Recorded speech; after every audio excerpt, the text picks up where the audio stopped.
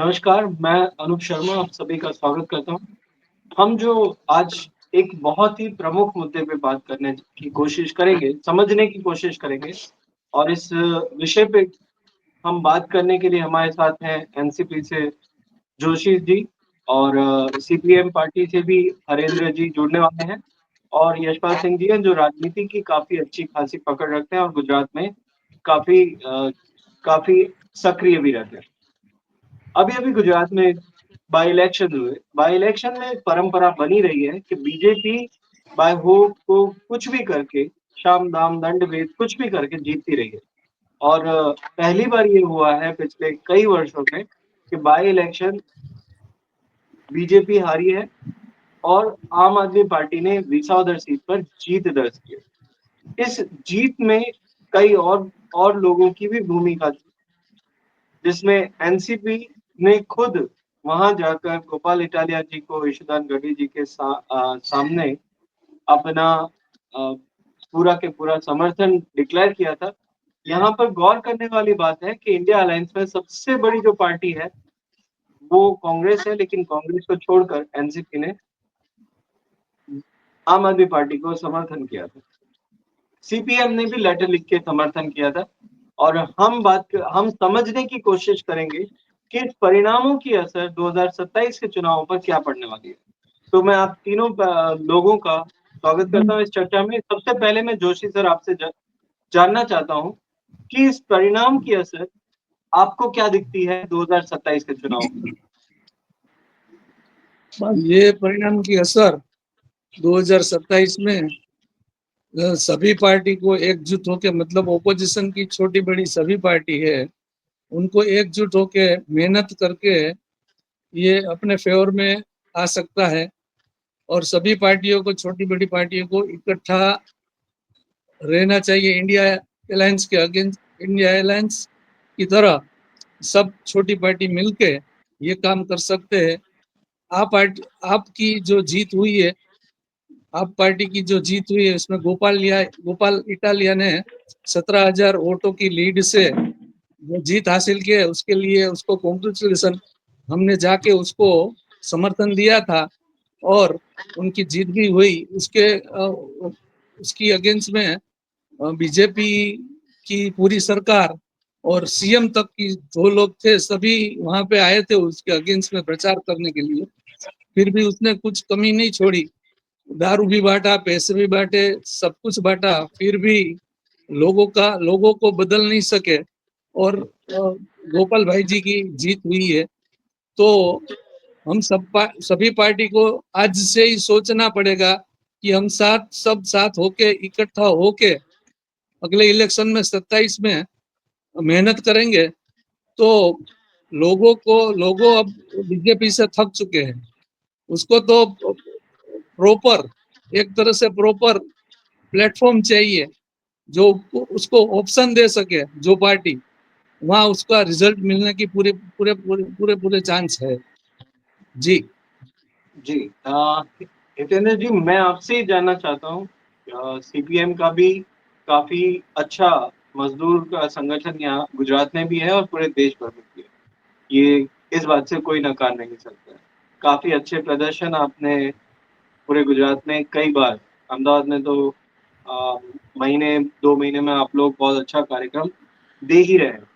आपको क्या लग रहा है गुजरात की राजनीति जो है वो 2027 तक कैसी होने जाने वाली है? बट सर, आवाज आ रही है मेरी आपको? हाँ जी। जी। नमस्कार अनूप जी। हाँ, अब मेरी आवाज आ रही है अनूप जी? हाँ। नमस्कार अनूप जी। मैं सबसे पहले तो मैं अपनी party communist party of India Marxist से कॉमरेड गोपाल इटालिया, जो अभी विसावदर में धारासभा की सीट में चुने गए हैं, उनको मैं अभिनंदन देता हूँ। मैंने उनको पत्र भी लिखा है। जी। आपको क्या लग रहा है 2027 में बीजेपी का क्या रहेगा?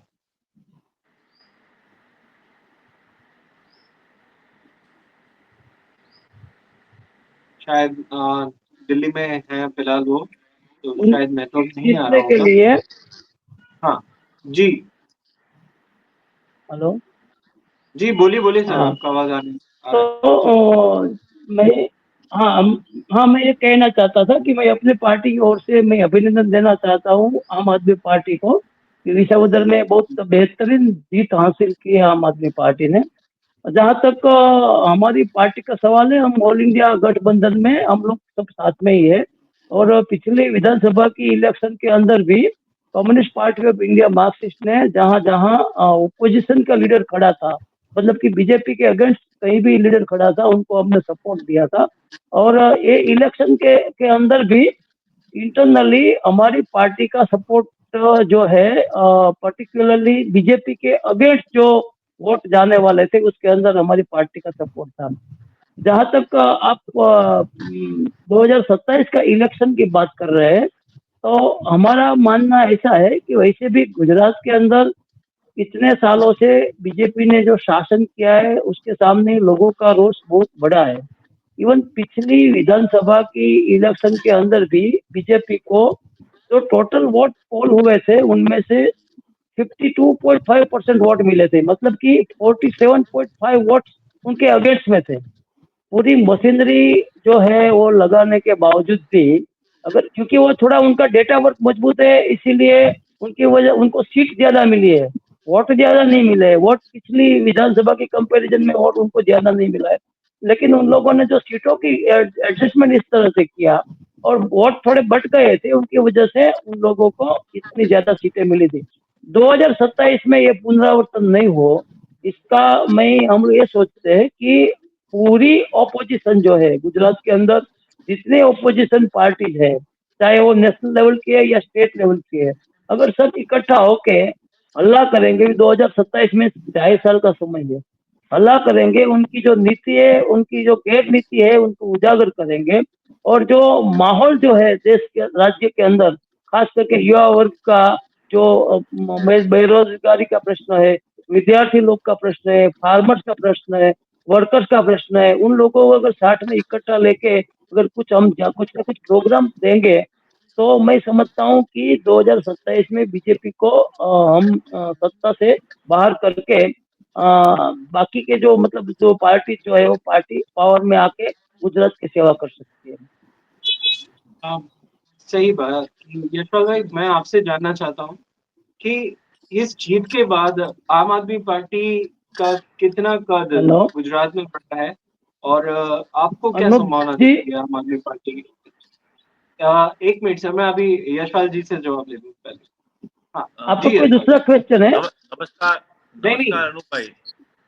इस बार विसावदर हेलो के चुनावों ने ये तय कर दिया है कि अब कोई भी अगर राजनीति गुजरात में होगी तो वो मुद्दों की होगी, वो योग्य नेतृत्व की होगी और एक विचारधारा की विजय होगी। और नेतृत्व, विचारधारा और मुद्दों के मामले में आम आदमी पार्टी गुजरात में बहुत आगे बढ़ती दिख रही है।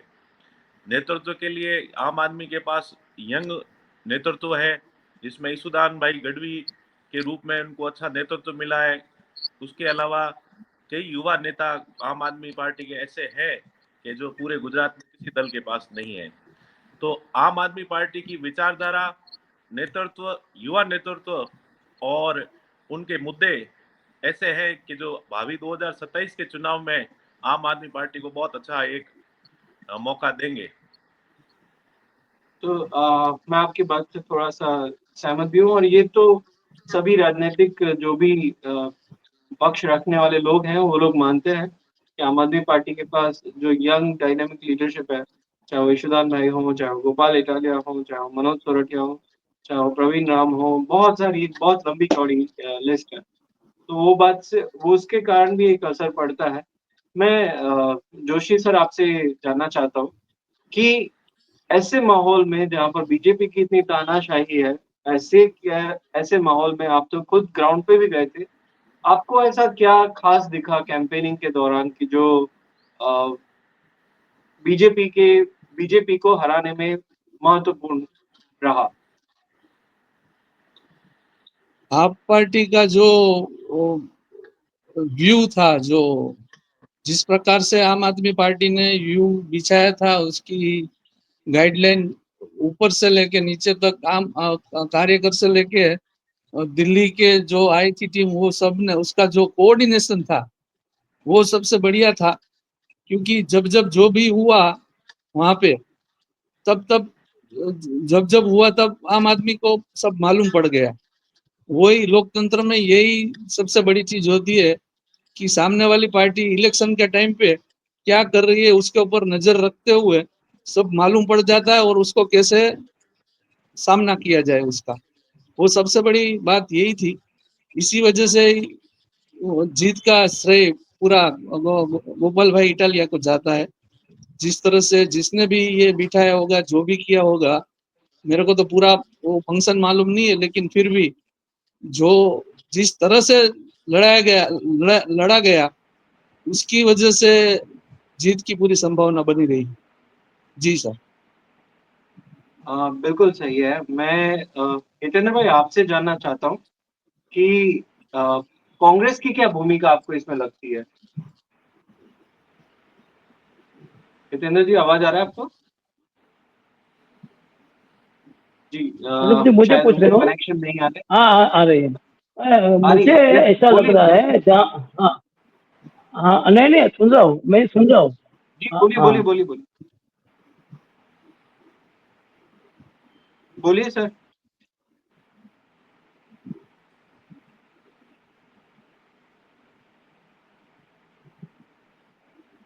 पता नहीं, फिर उनको कुछ टेक्निकल एरर आया। यशपाल साहब, मैं आपसे ये जानना चाहता हूँ कि आपको क्या लग रहा है संभावना के अंदर कि जो कांग्रेस की भूमिका रही कि उसके पास 2-2 सीटों पे उसको चांस मिला था, हाँ पर जी हितेंद्र जी, बोलिए बोलिए, आपका आवाज आ रहा है अभी।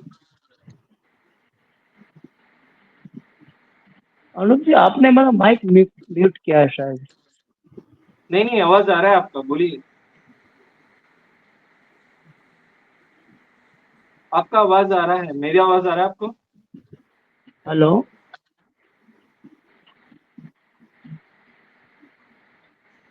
जी यशपाल जी, पता नहीं टेक्निकल एरर कुछ आ रहा है उनका। तो आपको कांग्रेस की भूमिका क्या लगती है? कांग्रेस की भूमिका बड़ी नकारात्मक रही। प्राथमिक स्तर पे तो न तो इसमें संगठन में कोई तालमेल देखा गया और न ही कोई ऐसा नेतृत्व आगे आके धरातल पे काम करता हुआ दिखा। कांग्रेस गुजरात में काफी हद तक आम आदमी के मुद्दों को, जो किसान है, जो युवा है, इन विभिन्न लोगों के मुद्दों को जो है वो उठा पाने में असमर्थ रही। और जिसका इन मुद्दों को नहीं उठा पाना और पब्लिक से जुड़ाव न होने के कारण कांग्रेस को ये परिणाम भुगतना पड़ा और आगे भी कांग्रेस को इसका नुकसान ही होगा।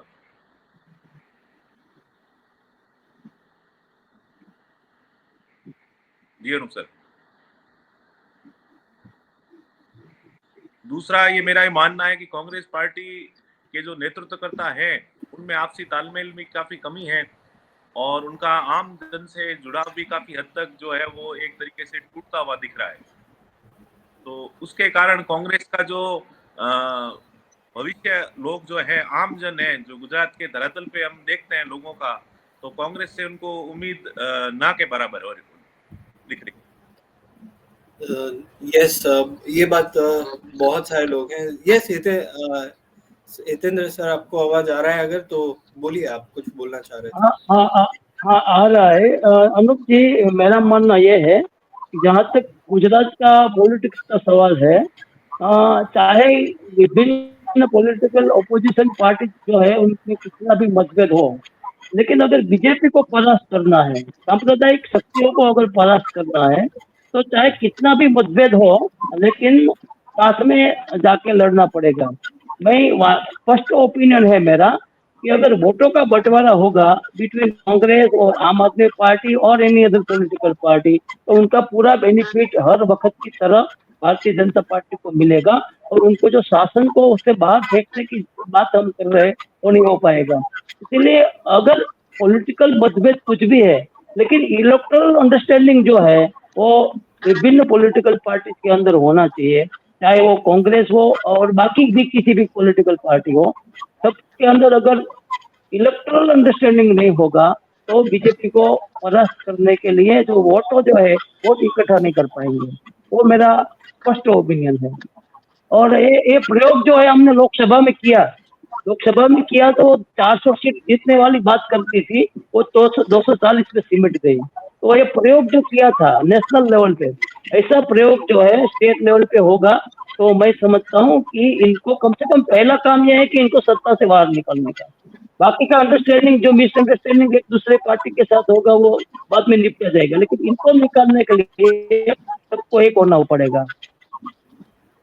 बहुत ठीक बात बोला सर आपने, बट ये ओपिनियन हर एक पार्टी का अपना अपना रहता है और हम लोग सभी हर एक घटना को समझने की कोशिश कर रहे हैं। विसावदर इलेक्शन के परिणाम जो आए हैं उससे काफी कुछ चीजें बाहर निकल के आई हैं। बीजेपी के लिए कल मैंने जो बनाया था उसमें यही लाइन बोला था कि आप मस्त है। इस परिणाम के बाद जो हम वन लाइन बोल सकते हो यही है कि आप मस्त, कांग्रेस अस्त और बीजेपी त्रस्त। क्योंकि गोपाल इटालिया जब अगर विधानसभा में जाएंगे तो इसमें तो खुद बीजेपी वाले भी बोल रहे हैं कि इससे अच्छा तो हमारा भूपत भाई को नहीं लिया होता, वो अच्छा रहता। ये कॉमन रहा है। मैं चर्चा में आप सभी लोग जुड़े उसके लिए बहुत बहुत धन्यवाद करता हूँ। मैं चाहूंगा कि हम लोग वापस भी ऐसे मुद्दों पर, कोई राजनीतिक मुद्दों पर चर्चा करते हैं। इससे कई सारी चीजें हम खुद सीख सकते हैं और दूसरे लोगों को भी हमारे ओपिनियंस बता सकते हैं। आज के लिए इतना ही, धन्यवाद।